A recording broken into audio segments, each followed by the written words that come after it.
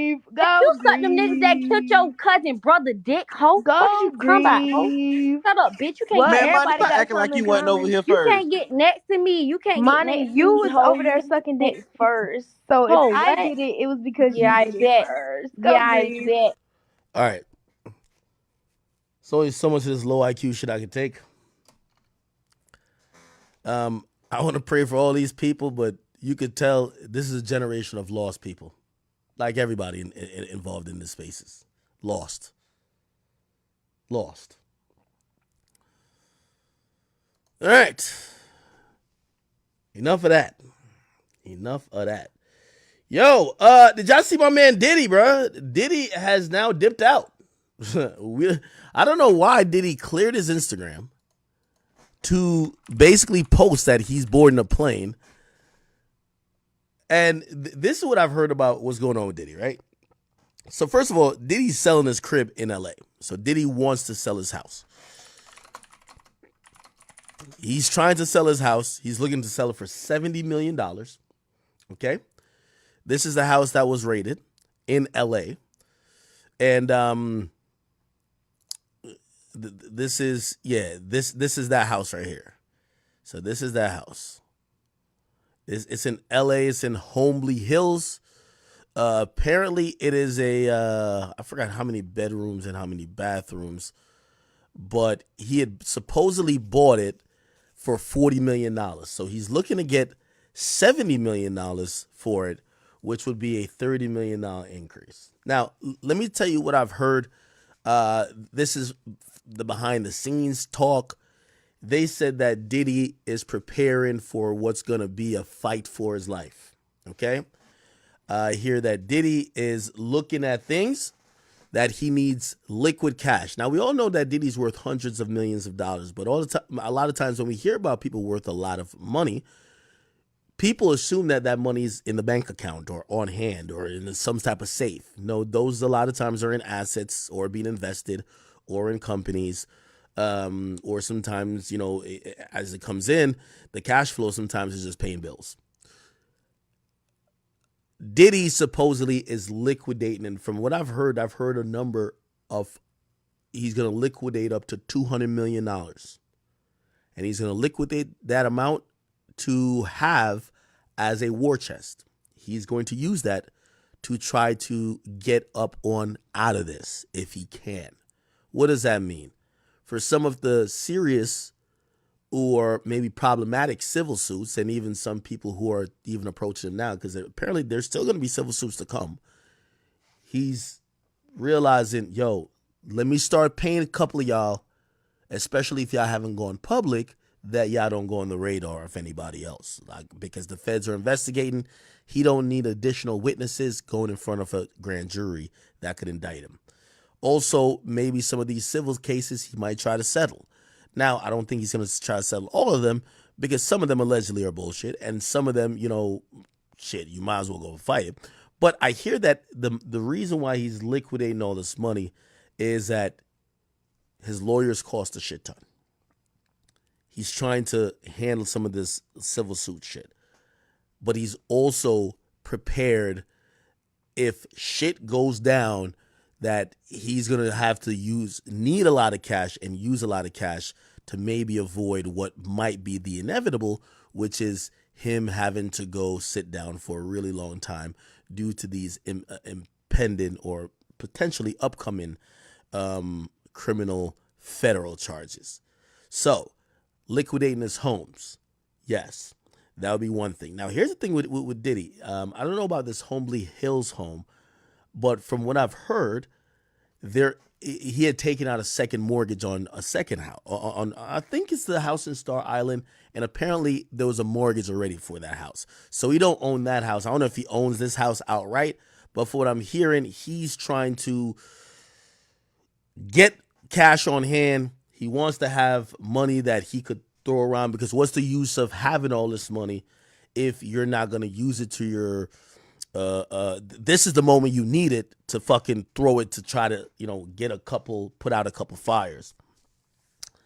Yeah, so that's one of the major things as it relates to him trying to get money quickly. What else? There's another thing, but I just forgot it. What was I trying to say? Oh, also. Now, from what I've also heard is that when you have, and by the way, I know this very well. Obviously, I don't own a $70 million house, but when you have a house that's worth millions, you accrue a lot of costs, whether it's, I think I told you I spend like 23,000 a year on landscaping. You know what I mean? It's a big property. You want your shit to look nice. Everybody else shit look nice in the neighborhood. You got to pay it. You get what I'm saying? And that's just my crib, right? I'm pretty sure he maybe pays over 100,000 for that. You know what I mean? A year.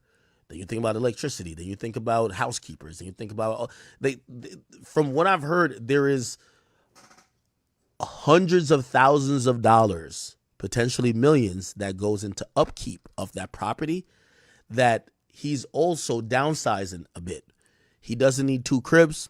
He has less business opportunities or business ventures in LA.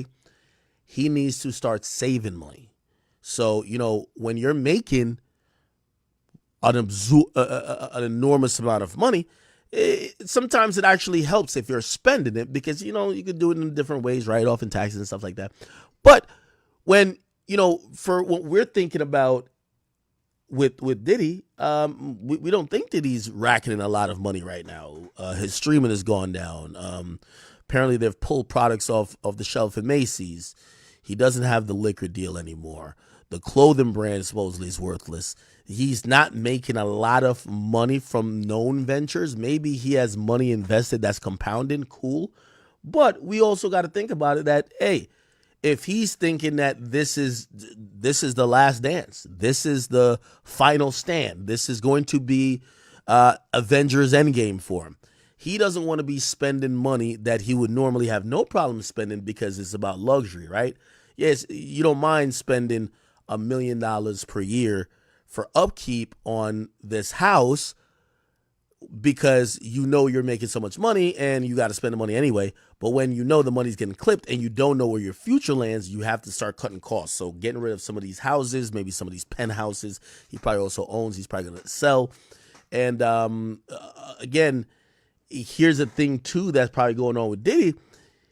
You know, his assets at this point are probably also being monitored to some extent by, you know, some type of authorities in the sense of, hey, in case you want to put everything in the baby's name, you know, because who knows if all of these, say he goes to court and say he gets found guilty, they might feel like he owes money. You know, he's going to be liable to having to pay maybe a whole lot of money to maybe potential victims. And when that is the thought, shit, you know what that nigga might do? All right, let me put this in my baby's name. You know what I mean? That y'all can't come for it later. But he's in the middle of the fire already. So from what I hear, people are kind of watching that as well. But he's trying to consolidate. He's definitely trying to downsize a bit, which makes sense. So I'll give you a little bit more information of what I heard. So what supposedly is happening is, and that's why I was wondering why he posted the video of him boarding the plane. This is the video here. What up, yo? How you doing? Yeah. No place like home.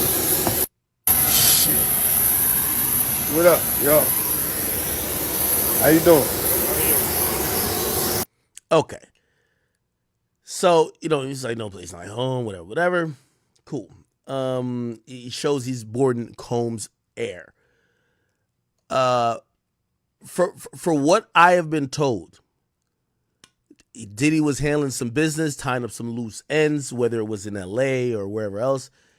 He's supposed to, at this point, at this final stretch, supposed to be returning to Florida.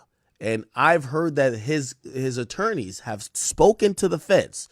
So this is what, you know, this is the privilege of, number one, being cooperant, but also having a very big and expensive attorney firm. They're going to be speaking to the feds, even though the feds are trying to lock him up, right? Because you want to show that, hey, I'm cooperative, I'm not trying to run, this and third. And you also want to maybe maximize the time before they file what could be like an indictment. And one of those things, or how you do it, is you got to make the feds feel like you're moving accordingly. So what I hear, this is exactly what I heard. If he's going to get on that plane, the feds know. Now, the feds are going to know anyway because you have to file what's called a manifest with the FAA, and they could just easily pull those to see if Diddy is going to be on a flight. But I hear in the case he does get indicted, they want him to get bail. So he's right now telling the feds, hey, listen, I'm about to return to Florida or I have to go to LA for these dates. He's giving them an itinerary, which means if they see that he's boarding a plane because he has his own plane, and this becomes a bail thing if he ever gets indicted, they're less likely to give you bail if they feel like if you have a private jet, like you literally have a vehicle or you have a vehicle, I guess, that could take you out of the country and bring you somewhere where they would have to try to, it would be very hard to extradite you from. So they always think about in terms of flight risk. The literal flight risk is having a jet that could fly. So he's working with the feds now saying, hey, or like his attorneys, yo, Diddy's going from here to here. He's going to be here for this amount of time, blah, blah. I do hear that he's about to go back to Florida and stay there until the conclusion of this process. Now, there's a possibility that the feds come back and say, we ain't get no charges on him. And then he'll be straight. But until that is done, he's communicating with them, telling them exactly where he's going to be, right? And he's been doing that, and from what I hear, he'll continue to do that. Do you get what I'm saying? Somebody said, bro, I'm sure they knew beforehand. Well, isn't that what I'm saying? Somebody said, Ack wants Diddy to be put in jail. No, not at all. Like, I mean, I don't know what's true and what's not at this point. Yeah. No place like home. But I do think that this video is a little bit, he starts the video by saying, no place like home. As he's boarding the jet. What up, yo? How you doing? This is his pilot. Damn, he got his pilot even matching the jet. He's wearing black, the jet's black. Yeah. A little last flex with the Combs area. No place like home. I wonder if he's going to stop in Philly and pick Meek up. You know what I mean? One last, good oil down back rub. Anyway. But yeah, so it appears that he's going to be trying to spend the last, again, I don't know if he's going to be arrested or not, but a lot of people are predicting indictment. He's supposed to be selling all the properties, liquidating everything outside of that Star Island residence, and he's going to also return to Star Island as everything goes on. And the feds know him. The feds know this. Like he's communicating with the feds, and we'll see. We will see, man.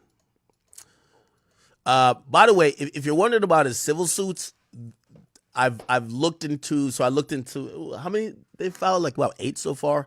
I looked at about all 8 of them today, or as much as I could find. There isn't much movement on any other civil suits, with the exception of the Lil Rod case.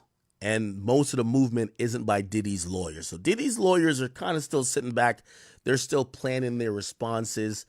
They haven't, they've answered to these, well, not answered to these lawsuits. They've shown up in court to say, hey, we're here, but we're still preparing what we're gonna, file back. So those are to come. The Lil Rod lawsuit is the most active one, because I don't know if they're even in cahoots, but UMG is going crazy at the lawyer for Lil Rod, basically saying this nigga's a liar and they want him sanctioned. Now, if he's sanctioned, that might help Diddy. So maybe Diddy's is just falling back for that. I don't know, but that's happening, and yeah. Diddy's going to be in Star Island awaiting what happens. We'll see. All right, so I don't know if you guys seen this. So Lil Durk's 10-year-old son, Lil Durk's 10-year-old son. By the way, you know another thing? Let me not even comment on the Lil Rod shit. The Lil Rod shit is so... Yo, if you see what's happening in court with the Lil Rod shit, it's so crazy. Because UMG lawyers is going crazy on it. And that lawyer is known for these salacious things. I'm surprised he hasn't filed maybe another declaration or maybe even another amended complaint if it would boast in their case if they're like, oh, Lil Rod spoke to the feds, and the feds who are investigating him spoke to Lil Rod, and Lil Rod is a victim. But we haven't heard anything about Lil Rod speaking with the feds. Not saying he did or didn't, but we haven't heard anything about that. We all assume Cassie has been speaking with the feds, but the Lil Rod case is a very interesting one because it's the one that's again the most activity on. Anyway, I don't know if you guys seen this. So Lil Durk's son, and Durk got about 10 kids, but his son that was supposedly kind of living with the mom who had a dude, looked like the mom got into it with the guy who she was with, and they're calling this guy Lil Durk's son's stepfather because he was dealing with the mom.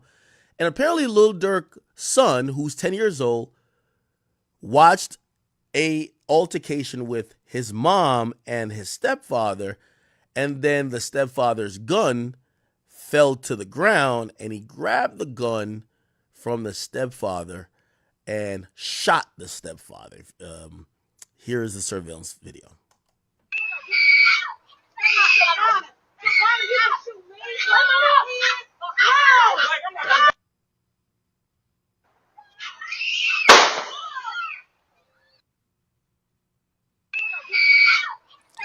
Now, I think there's a delay on this audio.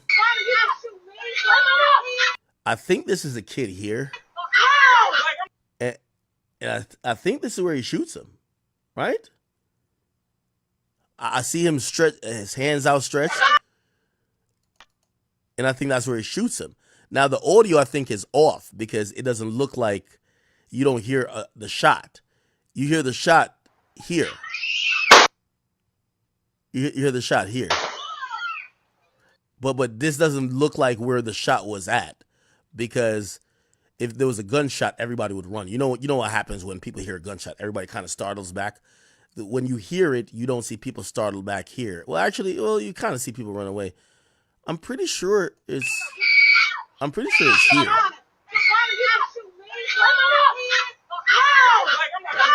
Yeah, I'm pretty sure it's here. The audio is just off, I think. Right? Am I tripping?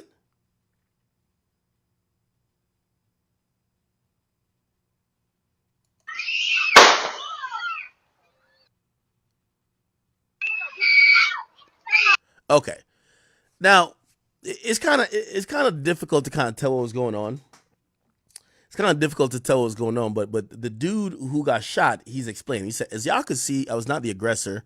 Y'all could see how I had my gun on my hip. He grabbed my gun off my hip, following his mom's lead, and tried to shoot me, and then actually shot me. I advise y'all see it before they take it down. Build awareness. Now, he continued to say, whatever makes y'all feel better, that's why I got custody of my kids, and she don't. So I guess she's saying that Durk got custody of the kid, and she don't. Or maybe one of her other kids, I guess. It says she don't. So internet, thank God it was me that took the shot, not her. That's still my daughter's mom, but she knows, I guess they do have a kid together. That's still my daughter's mom, but she knows, like I know, God has always been good to me. Survivor. He then explained, my gun was on my hip and I was trying to protect myself from getting shot. I never in a million years thought a kid I bought four-wheelers and paid for football leagues and everything would do this, but he only knows, sorry, he only knows what mom shows him. I still love him like he's mine. Okay? You know what I mean?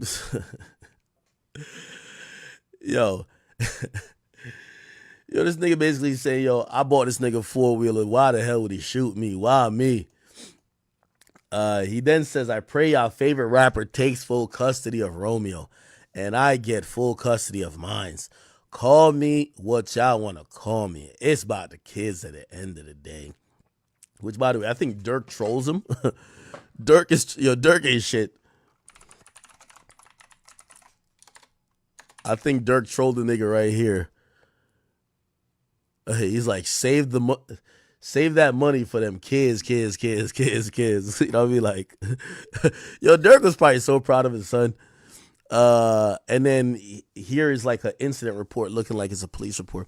On July 2nd, FCM Dial interviewed Jerome Harris, 10, at the IMPD homicide. By the way, Jerome Harris. What's Dirk's name? What's Dirk's full name? Lil Dirk. It's Dirk Banks, right? Why does Dirk's kid not have his last name? I wonder why that's not a thing. Huh. Okay. On July 2nd, FCM Dial interviewed Jerome Harris, who's 10, at the homicide office as part of the assessment investigation. Jerome stated that he and his mother returned to Mr. Pippin's mother's home on July 1st, 2024. Miss Collier and Miss... oh, shit. Did I click off of some? Oh, sorry. Mr. Pippins were in a... okay. Mrs. Collier and Mr. Pippins were in a verbal fight. Jerome stated that he kept telling Miss Collier to stop fighting with Mr. Pippins. Jerome stated that he then got out of the car, went over and pushed Mr. Pippins. FCM Dial and Jerome asked Jerome if Miss Collier had a gun. He said yes, but hers didn't go off. He asked if Mr. Pippins was trying to go get the gun away from her. Jerome stated yes. Jerome admitted that Mr. Pippin's gun had fallen to the ground during the struggle. He picked up the gun and shot Mr. Pippins to protect Miss Collier.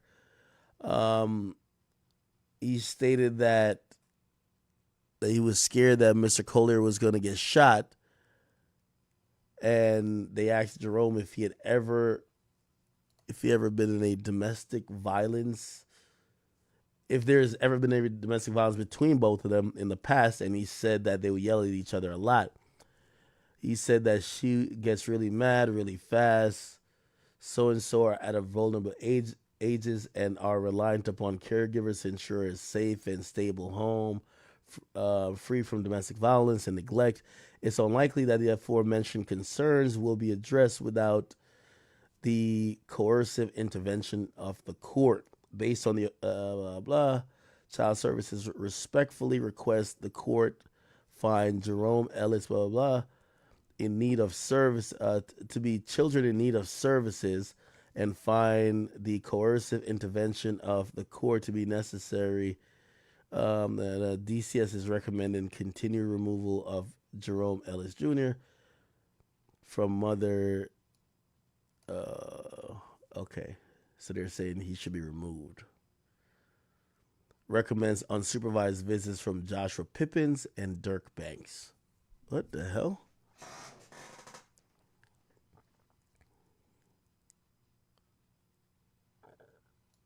Read the comments. So somebody says, so the BM came to the victim's mom's house, damn near tried to shoot him.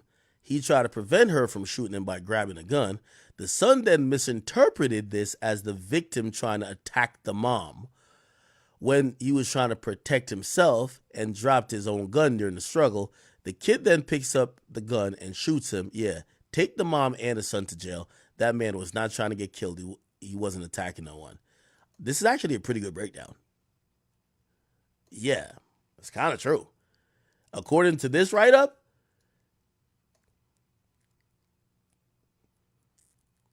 the baby mama came to her nigga's mom's house, started an argument. She had a gun, like, right? It said that she had a gun. And then somehow, I guess he must have disarmed her, but then the gun dropped because he was struggling with her. And then the kid picked it up because he's like, damn, you attacking my mom. And then he shot the dude.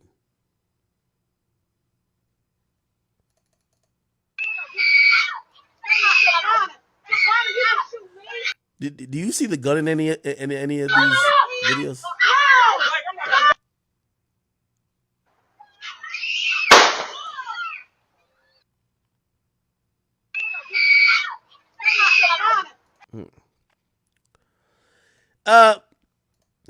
I hate to sound like a broken record, but this is why you can't date single moms. Yeah, can't date single moms, man. And when I mean you shouldn't be dating single moms, obviously, this ain't nothing where Dirk is really involved in doing anything. But once again, it's if you date a single mom and y'all live in the same household, or you're trying to be a father figure, trust me, it's 1v2. At the end of the day, the kid's always gonna side with the mom. The mom ain't never gonna feel comfortable about you disciplining the child. And that child at the end of the day is thinking in the back of their head, that ain't my daddy. If it was mommy and daddy fighting like that, they would either start crying or try to break it up. You're a stranger and you will get popped. So again, by the way, there was a gruesome photo of the dude's injuries, which I think is blurred out though. Hold on. The dude got shot. I think he got shot in the stomach or something of the sort.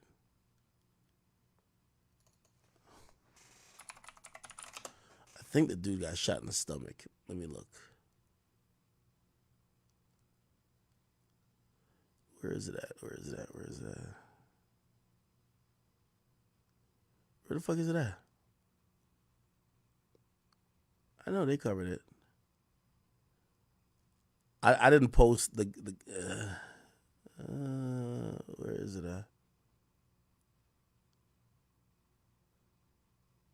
How come I could never find some shit?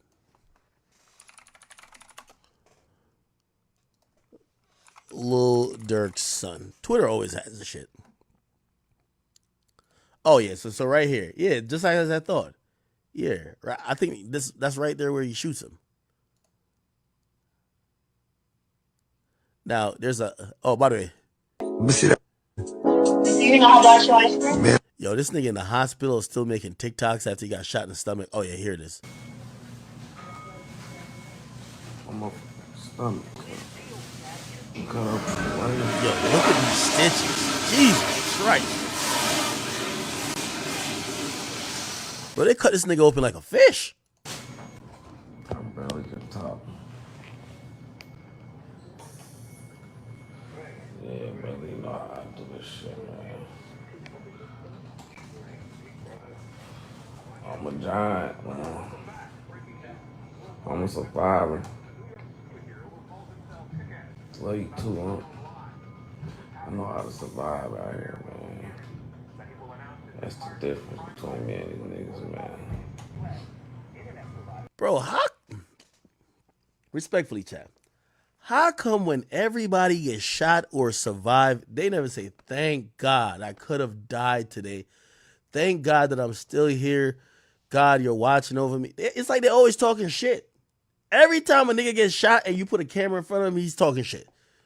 Yeah, I'm a survivor. Yeah, I make it out of it. Yeah, them pussy niggas couldn't get it done. Them niggas don't got no aim. Nigga, shut up. How about you just say, thank God I'm still here?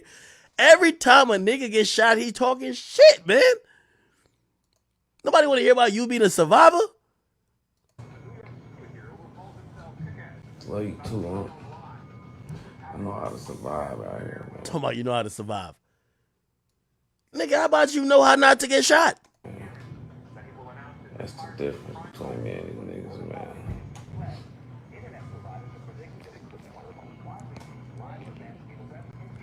Yo, your niggas would get on camera. Yo, that's the difference between me and them, man. If they would have got shot like this, them niggas would have died. Them bitch ass niggas would have died if they got this leg. I was like, me, I'm good. What the fuck are you like? This is the weird flex. This is a weird flex. You don't beat yourself trying to beat me. Yeah, I'm straight, man. Got shot in my motherfucking stomach.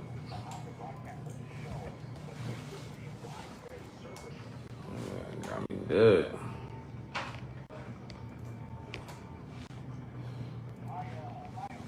I be really going through it, man.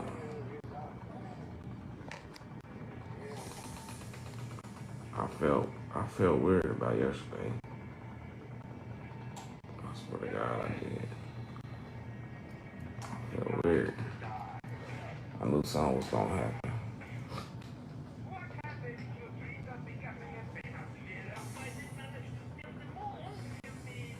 This nigga live? Is he on IG Live or something?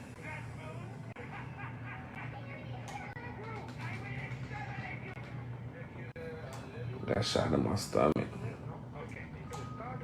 I be really thinking that niggas ain't no reason why you got all this bandaged up, your stomach is stapled. Why are you on Instagram Live? I gotta think that he's like, yo, when I get out of here, I gotta make sure I line up some sympathy pussy. So let me get online and show people that I'm hurt, but I'm still strong and persevering. Cause when I get out of here, the amount of sympathy pussy I'm finna get is about to go through the roof. Cause that's the only reason I could imagine why he's on here like doing this. I had to get surgery.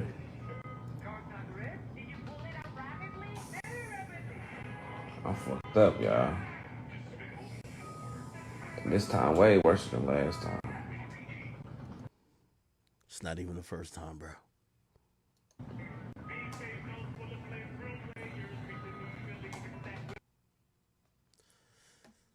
All right.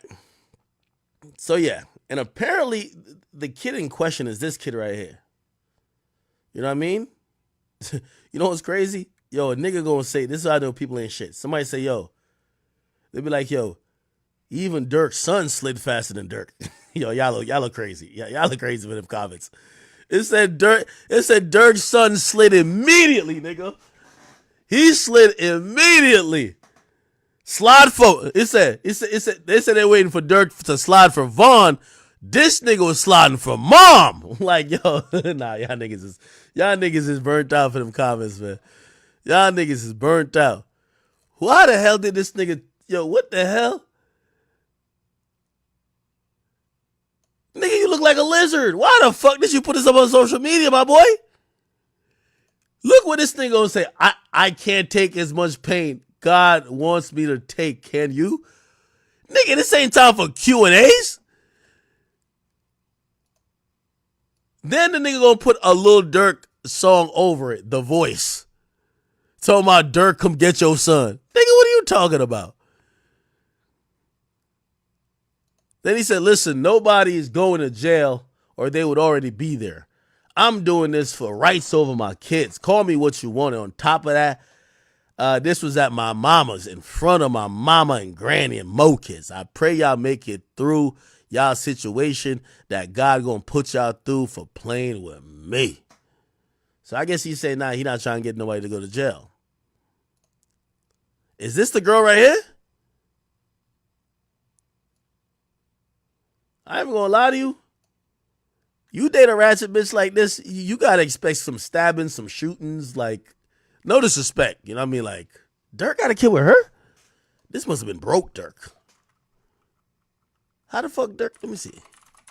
Queen Travone.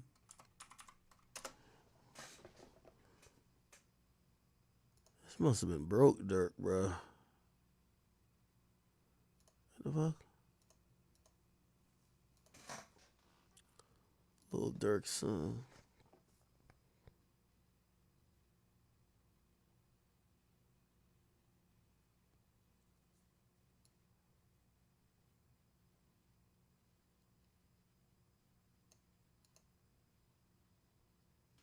Let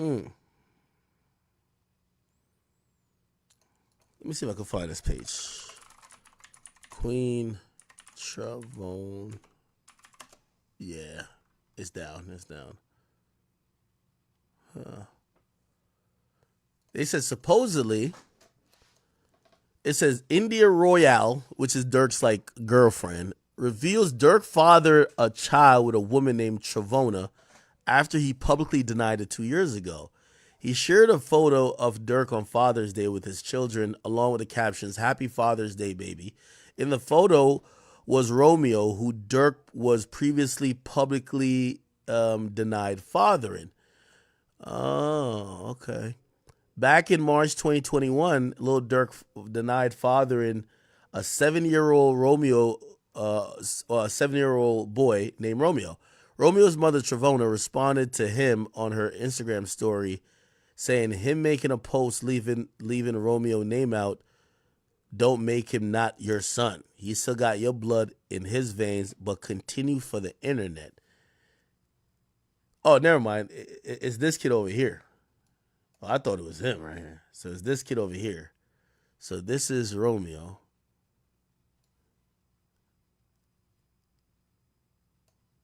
And then this is Romeo with the OTF chain. And then this is what the mom said before. I feel where y'all coming from sending me the bullshit, he said, but at the same time, I don't care about a word, he says, because his word means nothing. How you the voice but leave your blood son out the mix for whatever reason. Shaking my head. When shit reveal itself once they catch up to him, I don't want no apologies. Well, I don't Romeo the main one hurt, but everybody thinking about their own grown ass feelings and image. Why make a post instead of going to pick your kids up? Ain't like they finna read it. You do everything for the internet. Now, good night. I got a big day ahead of me. And another thing, him making a post leaving out Romeo name don't make him not your son. He still got your blood in his veins, but continue on for the internet. And then she said this on live. If you've made it known to a child that you're the parent, you're their dad, they're going to look for you. She said, they ain't just going to forget you and what y'all talked about and what y'all plan was. And then Dirk, I guess this is what Dirk said that the baby mom was responding to. Dirk said, how I'm the voice of the trenches. I take care of my kids, but I don't spend time with them. My goal is to have a better relationship with them, not something else or blame everybody around me. I'm a great father. I'm going to step it up and lock in because blah, blah, blah. Okay. Oh, and this is where he named his kids. He said Big Sky, Baby Sky, Bella, Willow, Doom, Angelo, and Zayden. Okay. All right.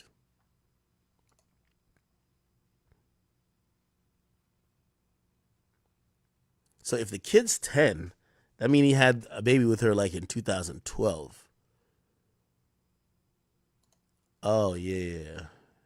Yeah, that's him with, yeah, okay. They said meet Romeo Banks. Well, his last name is not Banks from what we're seeing. At least not according to that incident report I just read. Dirk's 10-year-old son, who has spin on his step's pops and left him on a stretcher for trying to put hands on his mom. A real neighborhood hero himself. Already in Black Air Force activity at the age of 10. Lil bro think he Vaughn. Yo, the wildest thing to say, the wildest thing to say is, yo, come get your kid, Dirk. Yo, your kid over here shooting me and shit. Come get your kid, Dirk. Dirk, come get your kid, bro. On phone him grave, nigga. Come get your kid, bro. Come get your kid, Dirk. On the dead homies, come get your kid, man.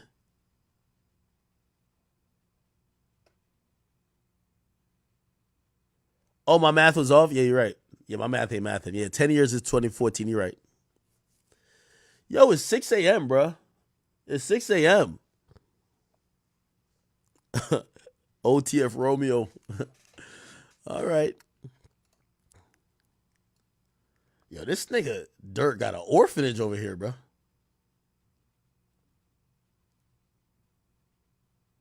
This nigga got an orphanage. Yo, is this one he had with the OTF girl, the one that I said used to? She don't look like that no more. The one that used to look like Majin Buu, like his OG fat white girlfriend. This baby looked like he about to look like Zach Levine, man.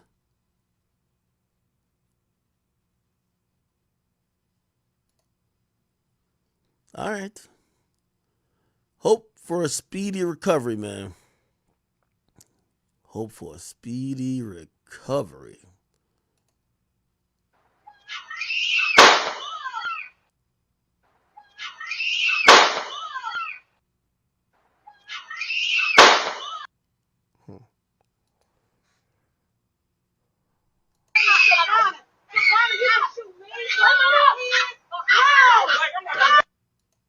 Oh, okay. All right. Enough of that shit. Let me see what else is going on. Yo, how the fuck do we almost have 10,000 people in here at 6 a.m.? Jesus Christ. This is why I feel bad when I don't stream, because like you guys are so supportive.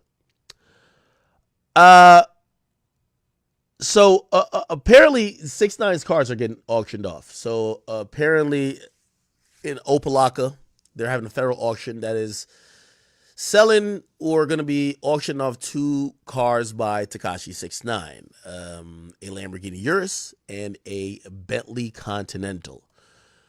I think previously the Bentley he used to, like his last girlfriend used to drive, Jade. Also was one of his cars that was in New York for a while, but then he brought it down.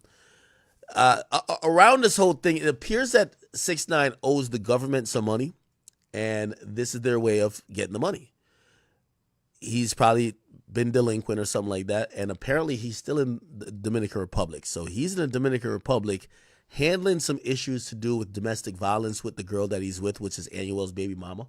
Remember, this is the second case he caught down there, right? So he had caught a case for beating up a producer over the baby mama, because some producer, I guess, was trying to like fuck her or whatever. And so they ran, him and a couple goons and his bodyguard ran down on the dudes. He got arrested for that. And then he got let out. And then this, apparently him and his girl got into it and someone called the cops. It looks like they're still together, but I think it was like the mom or someone that called the cops that said that 6ix9ine put hands on her. So they're preventing him from leaving the country. He's going through all that legal situation right now. And while he hasn't been in the United States, there's been shit still going on. The IRS and other agencies and people who claim that they're owed money, because there's a few lawsuits that he never answered to, they're saying, yo, give us our money. And one of the ways to get the money is they grab the cars. The IRS ain't going to wait too long. They grab the cars, and now they're auctioning them off. Apparently, the bid started at $20,000. Let me see. Opalaka auction federal 6ix9ine. Okay, here we go. So it's a 2019 Urus. This is how it looks. Apparently, it's at 90,000 now. It had 90,000. There's 20 bidders on it. Oh, there's 14 days left? Ooh, maybe I'll buy this. Would I be a W Mans if I bought it and gave it back to 6ix9ine? That'd be a W Mans, right? Yeah, if it stays around here, I'll buy it for 100. I'll buy it for 100. I'll give it back to him. You got to keep my man rich, right? My homeboy. I can't have him driving in like a, like a Kia. All right, anyway, let me see. How many miles on this shit? We need to see some mileage or something. Okay, here are some forms. Is this the odometer? No, that's the VIN number. Okay. Oh, wait. Okay. Can we see the mileage? Okay, the mileage is here. 49,000 miles. That's a good. He drives this shit a lot. You could tell. By the way, this shit got no gas in it. Look, 0 miles. All right. It looks like, well, this might need some engine stuff too, because you can see it has this on. Who knows? Yeah. So a Lamborghini Urus is about $300,000. Yeah. Other than the name of 6ix9ine owning it, I don't think this shit should sell for over 160 60, 170,000. If it sells for over that, is because it's 6'9", like, and people just want to own his car. I think there's another one. Let me see. There's a Bentley Continental one. So, let me see. Okay, so the end date is going to be the 23rd. Okay. Give me all right, and then here's the Bentley Continental. Now, I think this is where we saw like a bullet hole in it, right? Let me see if that's the case. Yeah, I don't know if it was a bullet hole or something cracked right here.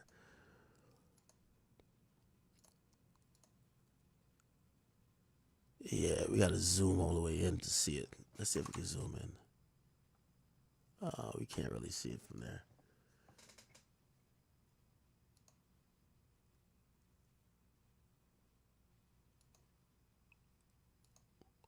How many miles on this?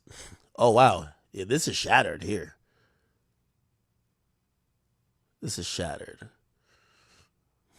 Both windows are shattered. That's the left window. That looks like the right window. The seats look nice, though. What does this say? But it looks like these are aftermarket seats, though. Oh, the top. Ooh, the top got some damage to it, too. Yeah, he hasn't taken good care of this car. Let's see if we can read about it a little bit.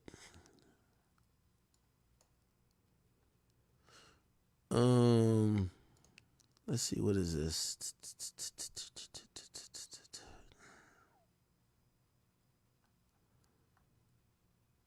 This is about the bid-in.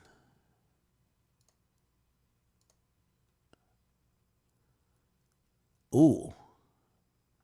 Here we go. What the fuck is this?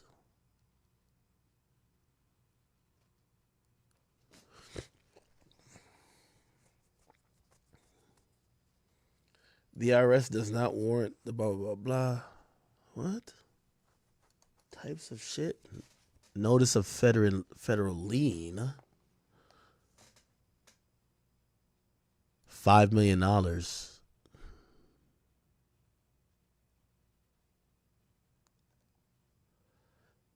Oh, okay. Yeah, so 6ix9ine probably owes $5 million. I think if I'm reading this right, as of this date, the encumbrances against the property, it was seized for non-payment of IRS taxes due from the taxpayer is $5 million. 6ix9ine got $5 million. Okay, so I guess he owns $5 million.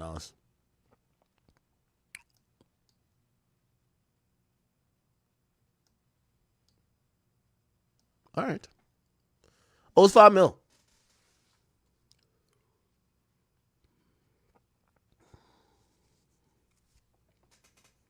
I was gonna say he could ask Steve will do for a loan for $5 million, but I don't think Steve fuck with him no more.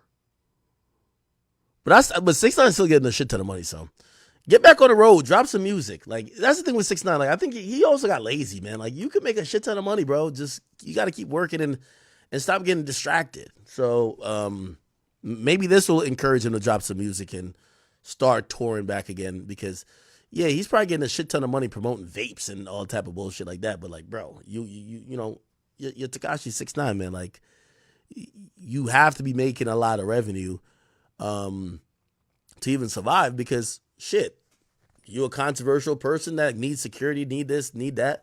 By the way, this bid is at $80,000. I think this car is worth considerably less than even yours. It's a 2017 Bentley Continental. Yeah, it's 2017.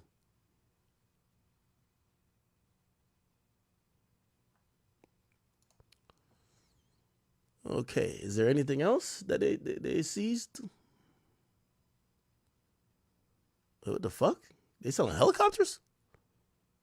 Wait. I just seen a helicopter, nigga. How can I bid on a helicopter? Look at this shit. What the fuck? Get a Black Hawk. I bet all them bitch ass rappers will stop playing with me when I get this. What the fuck? I need a bid on this bitch right here. I bet they wouldn't play with me no more. All right, hell nah.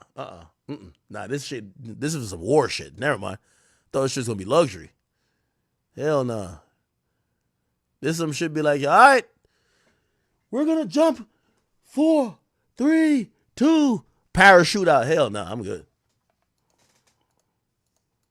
Even though I ain't gonna lie, this is some shit that I could see some nigga from Chicago bringing to the block, yo.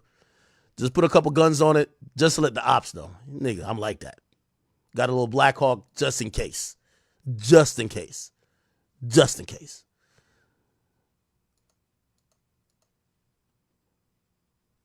Okay, let me see what else. There's another helicopter. It's another Black Hawk. Let me see how this shit look.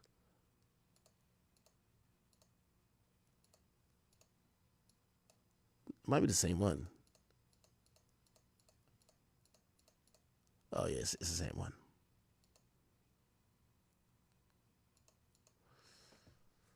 What else could I bid on this site? Nice little Black Hawk.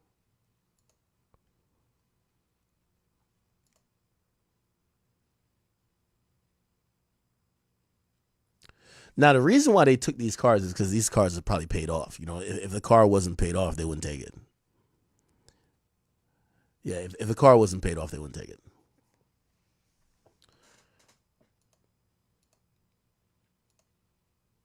Okay, all right. Let me get up out of his business.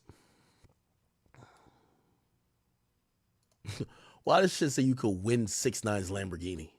It's not. You're not winning it. You're buying it. Okay. All right. Oh, this was people. We got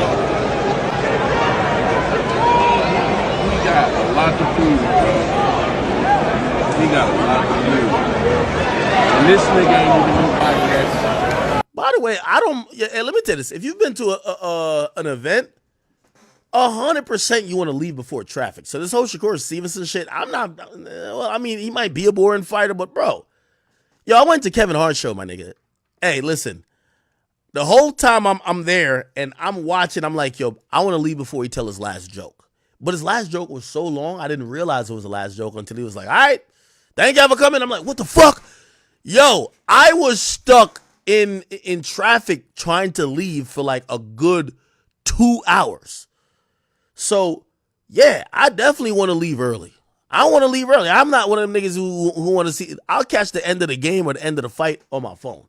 Hell no, I want to beat traffic. Hell out of here. It's the 10th round. I know ain't no knockout coming. I'm out.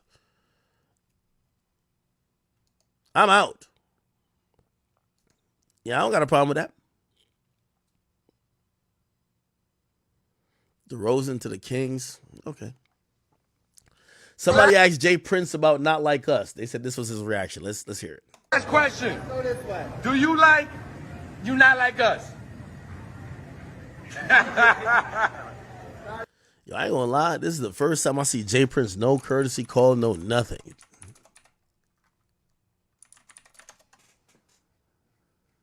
We ain't hear him talk about this battle or this beef at all. Usually putting out courtesy calls. If y'all don't stop fucking with my son.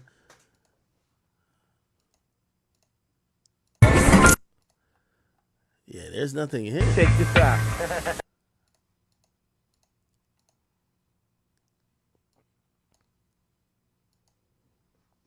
Yeah, he ain't even really been giving comments on it.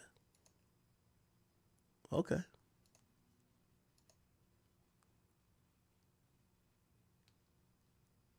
I always thought that Jay Prince would comment about or warn people to leave Drake alone on a business level. Like, yo, bro, you fuck with my investment, and when you fuck with my investment, you fuck with my money. And when you fucking with my money, I don't care about whatever future I got going on, but I want to get my bread.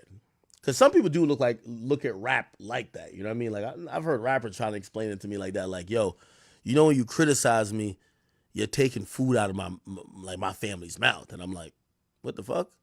Like they look at it as anything negative is like, you know, hurting their way to make money.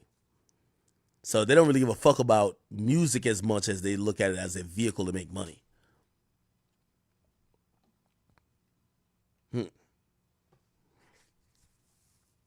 Okay. Is this Rihanna? Wait,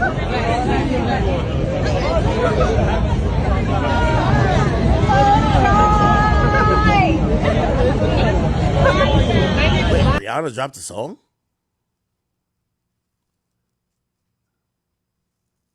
Rihanna has a song called Mirror? No way. Rihanna Mirror.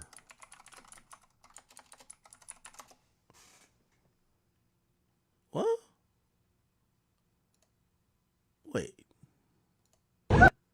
Rihanna popped out to Times Square in front of Bad Choices billboard. Oh, I guess it's Bad Choices. Whoever this person is got a song called Mirror. Oh, okay. That's why I'm like, yo. If Rihanna dropped a song, that shit would be everywhere. Y'all could hear the birds chirping. It's really early. What was this? Yo, one thing we love about Meek Mill is a lack of self-awareness, right? So Ryan Garcia, who honestly, I do believe Ryan Garcia racist, bro. I'm gonna just keep it a being with you. Like, I do think he racist. Now, not because he's made money fighting black fighters, not because he got black friends, meaning he can't be racist. You know what I mean? Matter of fact, there's a lot of people who are Hispanic that, you know, they're either racist or colorist, which, you know, they basically they have a prejudice against people of darker skin complexions, whether they use derogatory terms to refer to those people or whether they outwardly say it. They look down on people who are darker colored. You get what I mean? I mean, it happens throughout. Like, I'm not shocked when I hear some shit like that. You know what I mean? That's why I think sometimes we got to be kind of. We allow Hispanics, for the most part, to say the word nigga. And it's because we look at them as a people of color. And we look at a lot of them as Afro-Latina, right? Or you know, or Afro-Latin, whatever.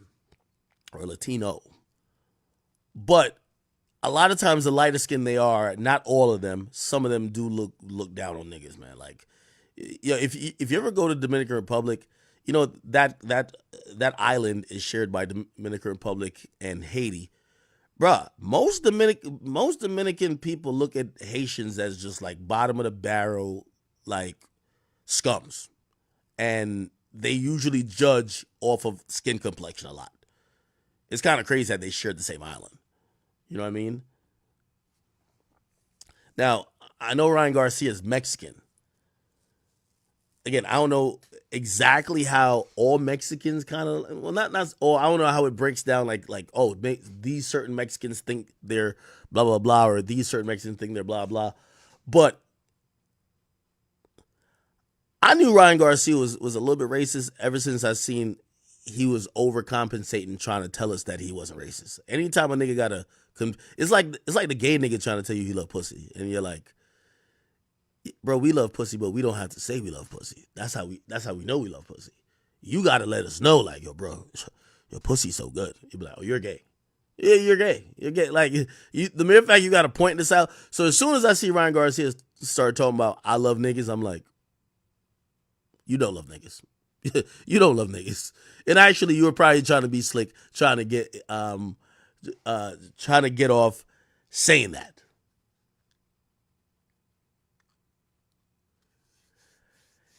So he tweeted, says, I love niggas. Lil Wayne said I could say the N-word.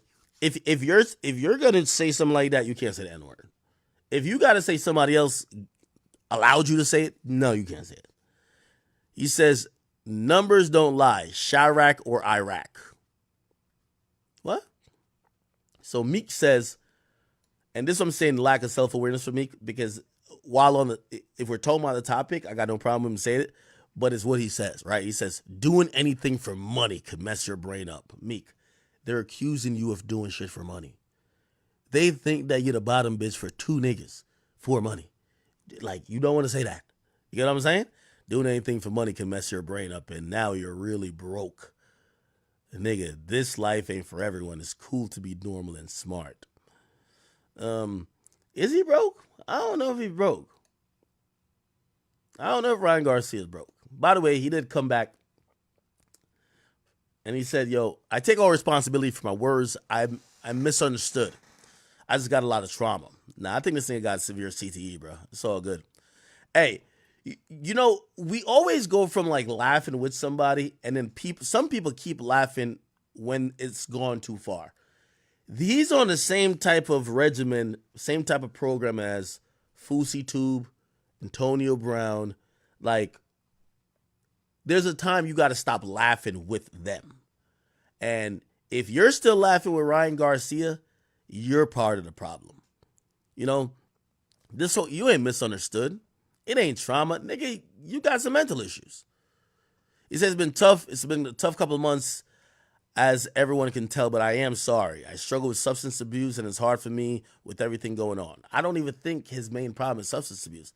I think he has a mental illness, and then I think he tries to self-medicate by abusing substances, and that makes it worse. He says, I actually love black people. No cap.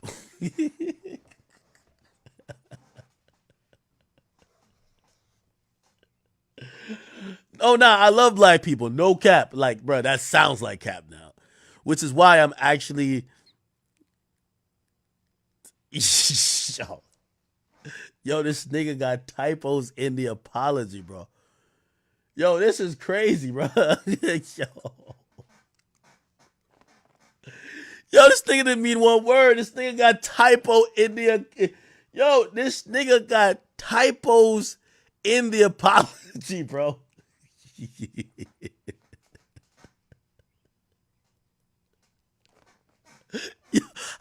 How non-serious could you be, bro? Yo, I really love black people, no cap. Which is why the nigga didn't even change it from said to sad. He's trying to say, I'm actually sad. He said, I'm actually sad. I offended all my black family and friends. This sucks, but all I can do is be better and stop using words and letting some people in my circle hype me up. Sorry, everyone I offended. I still stand on stopping black on black crime. And I hate that pedos, so that will always remain something I stand on. Bro, CTE is a hell of an illness, man. The nigga got typos, and the nigga said, no cap. This is crazy.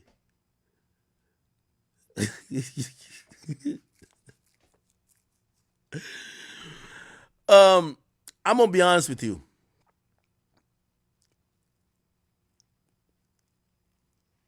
I want him to stop fighting.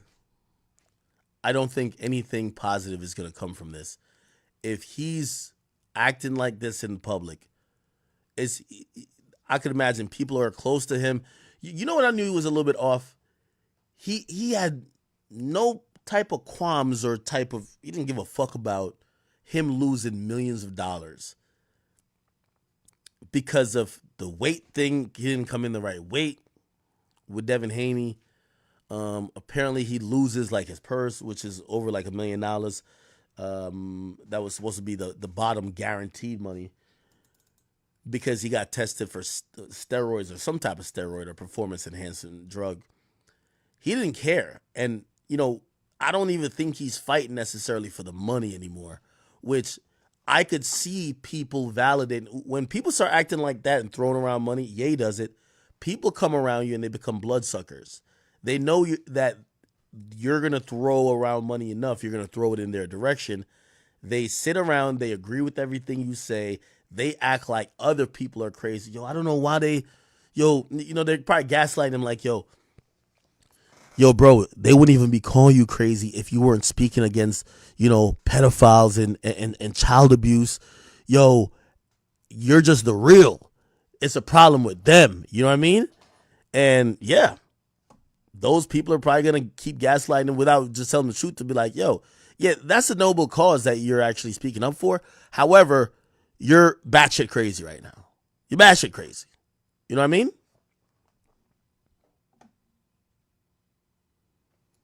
I don't think you should be fighting Tank. I think you should quit boxing. Bro, once your brain start looking like scrambled eggs, there's no coming back. Once you start acting like this, I don't see nobody who used to act crazy and then all of a sudden they got sane. They just act crazier. Especially if they're actually being rewarded with money. They're going to just act crazier. All right. Did y'all see, so, Bad Baby. I guess her and her boyfriend got into it. She put out a video, which she deleted very shortly afterwards, but it depicted her boyfriend, whose name is LV, and the father of her child. He supposedly was beating her up, and then she showcased the bruises.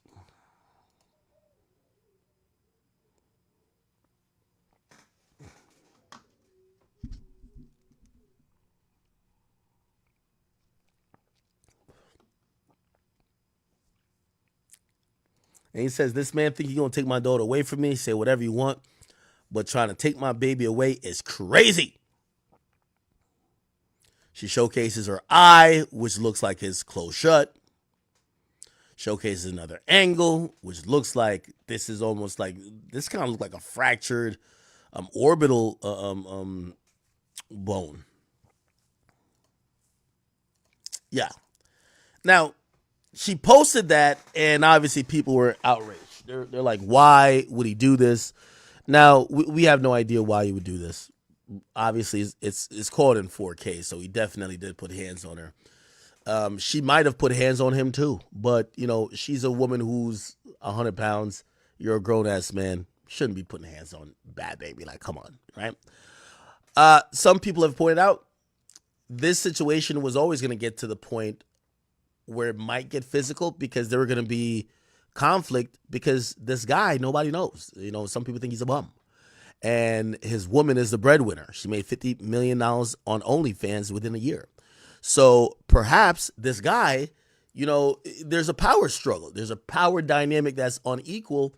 She's calling the shots. He's probably not comfortable with that. He wants to be the man, but he's not doing what most people who are the man do. So he starts exerting or asserting his authority on a physical level to show her who's boss, and that turns into sometimes physical or domestic violence. Some people believe that's why it happens. Some people believe that she loves thugs. She's always said she loved thugs. Remember, she was so happy Chief Keef used to fuck her.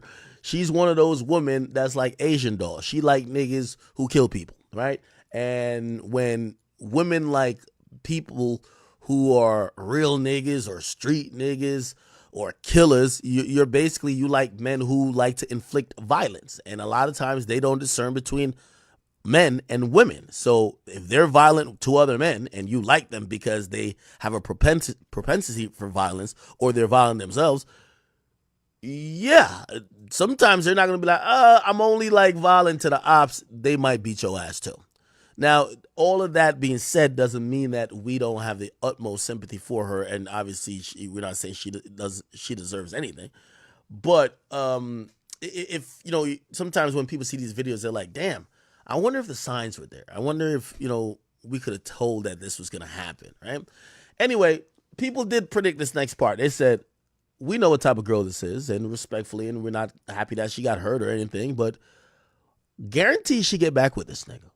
And lo and behold, before we could even refresh our pages 2 times, she had a long-ass statement basically saying, I ain't leaving. Not leaving, all right? Because everybody was saying, you better leave, right? She says, I love that man more than I love myself. Grand opening, grand fucking closing. There you go. After you read that, we could just stop. We could stop right there.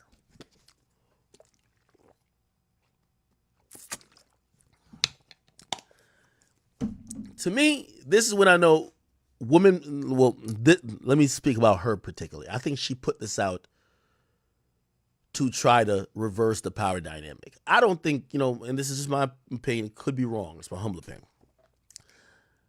I don't think first of all, does the security camera say when the incident happened? June 30th.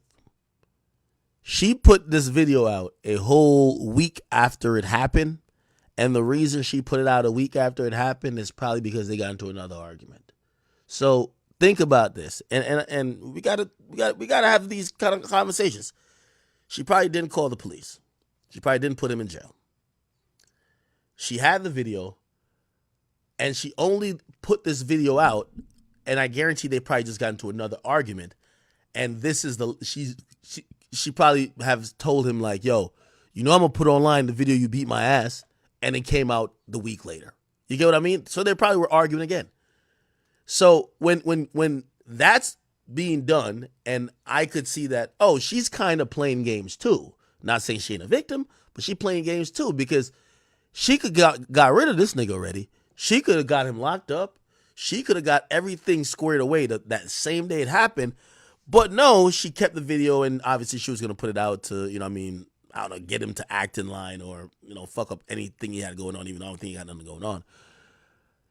You realize she's playing some sort of games too. And when I mean she's playing some sort of games, she ain't leaving. That's the point. She's not fucking leaving, right? So when you read this message, I love that man more than I love myself, it reiterates, I'm not fucking leaving, right? And that's when you also have to realize when a woman starts talking like this, they're talking to try to get that nigga to comply, but everybody who's going to tell them you should leave, they're going to ignore. That's why I said the first line already basically says I'm not fucking leaving. And it says, I love that man more than I love myself, and it's honestly really sad. But unfortunately, this is real life. I know the easy way out is to leave. Again, she's telling you, not fucking leaving. And that's better said than done. Now, I'll address that. There is a cycle of violence, and, apparently they do say victims of domestic abuse or domestic violence, it usually takes 7 instances for them to leave. That's supposedly on average. It takes 7 instances. So they don't leave after the first time they get their eye black. It takes a while. Because they're like, oh, the person, they ain't gonna do it again. Well, they apologize. Oh, damn, they're love bombing me. All that shit happens. You know what I mean? So anyway, so I don't want to also try to make her situation seem like, she's not a victim. She is. Clearly, she's a victim of domestic violence. But, so sad is it that a lot of times when they're putting out this stuff publicly, it doesn't mean she's completely done with him. If anything, it's usually to use that as leverage to get compliance or trying to get, or they're going to get back together, right? Anyway, I know the easy way out is for me to leave, and that's better said than done. So she might be caught in a cycle. Maybe she is trying to leave, but she keeps going back. He's love bombing, whatever. And also, he's the father for a child, so he kind of got to see her. And, I think women, just in general, you have a natural inclination to want to be with the guy who you had a child for, right? So you're trying to make it work. This doesn't happen. This doesn't happen this extreme often. What the fuck? See, this is another thing. She's kind of making excuses for him. It doesn't happen this extreme often, but LV definitely has a problem. He's going to get the help he needs. So now she tells you, okay, he's probably apologized to her. Okay, I'll go into a program. She probably like, all right, cool, I'm going to pay for it. I'm here supporting you. I just want you to get better. So she's again telling you, I'm not fucking leaving, right? He's going to get the help he needs. Right now, there's no room for mistakes, and he knows that. Whoever says they are there for me will be supportive of me no matter what I choose to do. She basically told you what she chose to do already, is to stay with her guy. Y'all know I give a motherfucker hell. Now she's, again, this is like a full victim statement. She's basically saying, yeah, I'm kind of to be blamed too, right? I give a motherfucker hell, which means, yeah, I push people to that point. Yeah, I know I give a motherfucker hell, but there's no excuses for that at all, whatsoever. My point in sharing this wasn't to attack him. And now here she is apologizing damn near to him. My point wasn't to attack him. It was for him to see what he does is wrong and for him to take accountability and make a real change. Again, I always use this saying, women and men A woman gets with a man and says, I'm gonna change him into being the man I want, my dream man. I'm gonna turn him into my dream man. A man gets with a woman and says, that person I met, I want her to stay the same person. I don't want her to change. Men hate when women change from the person they met. Women always want to change the person they met into somebody they want. Yeah. So she's trying to hopefully get him to change. Now, at least homie don't have, I don't think he got no type of career.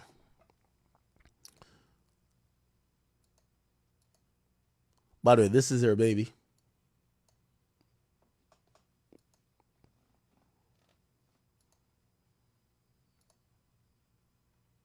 All right.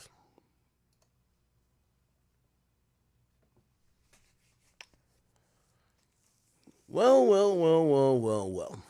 So again, she's not leaving that guy, man. She's not leaving him, and I'm gonna be honest with you. I still feel bad for her, even though she's not leaving him. You can see some of the amateur tricks of, she feels bad for putting it out there. She wants him to probably deal with her in a more civil way or don't fucking beat the brakes off of her. She's also realizing that, hey, at this point you're a young adult and there are women who look up to you, so they're looking at you to what you're doing. And she's caught in this really interesting place, but the biggest message she's sending is that even though I'm putting this out, I want to be with this man, and this man is a guy I love, and as long as he's down to change and work on things, I'm down to work on it with him. So, long story short, they're staying together.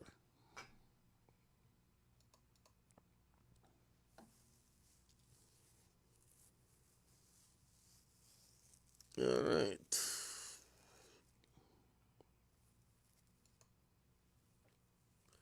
Steven Jackson responded to Ryan Garcia disrespecting George Floyd. He said, pull up to 3rd Ward, Texas, and say that shit again and see what happened.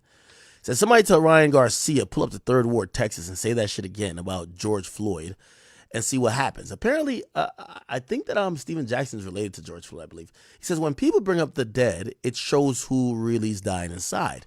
Free game. It's a different set of rules outside the ring, kid. Get some help before it's too late. What do you say about Hey, George man. Floyd? Hey, check this out. Listen, first you go. All right. I don't know what he said about George Floyd, but probably something very ignorant. Unfortunately, when people are going through manic episodes, we tend to use for clickbait and headlines everything they say, knowing they're not in the right state of mind. And then we don't excuse them for... When the media runs in front of somebody who's going through an episode, knowing they're going through an episode, and put a mic in front of their face, what do you think they're going to say? They're not going to say some dope shit, right? When everybody's talking about what the crazy guy is saying, what do you expect him to be saying? We all think he's going through an episode. What do you think he's going to say? He's not going to say anything constructive, right? All right. All right. I might call it a stream chat that I could stream in the daytime.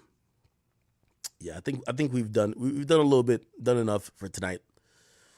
Thank you guys for even coming out and watching. Damn, we almost pretty much had 10,000 at the weirdest hour. I thought we were gonna have maybe 2,000 people on YouTube here, but we're kind of rocking. Let me get off. I'm gonna go take a nap, and then I'll be back on later today for a daytime stream. It was important for me to get on. Number one, I was kind of feeling it, so I hopped on anyway. Pause. But I had to. I got to get back on schedule, so I apologize. But yeah, let me get off, and I'll be back on later for a regular daytime stream. If you guys have topics or things I didn't discuss tonight or I didn't discuss in depth, please send it to my DMs at AKADEMIKS on Instagram, or you could DM me on Twitter or whatever the case is, and I will be adding those to the topic list. All right, chat. If you rocked out with me and you were up for this whole time, I appreciate you. Thank you guys so much. Go get some sleep. go get ready, go to work, go get what you got to get done in life, man, to make sure you're successful. Okay. Remember, I said this on Clubhouse soon, but I got to send the message to the people who watch me here. I don't care if you work a 9 to 5 or whatever you do. Always make sure you're doing something, because we're all entrepreneurs. You should be working on a goal, a passion, something that is in your benefit. Okay. So yeah, I'll be back on later, but until then, I love y'all. All right, go get some sleep. Peace.